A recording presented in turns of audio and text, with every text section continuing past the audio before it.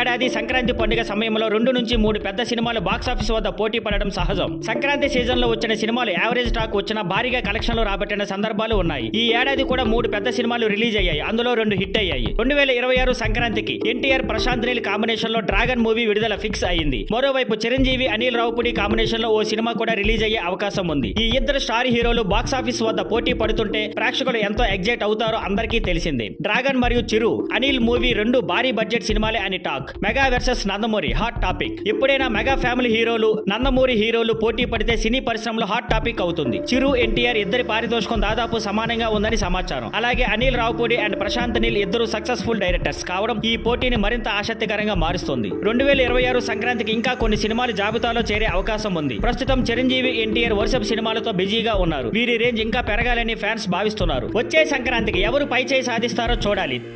Thank you for watching. Please like, share and subscribe.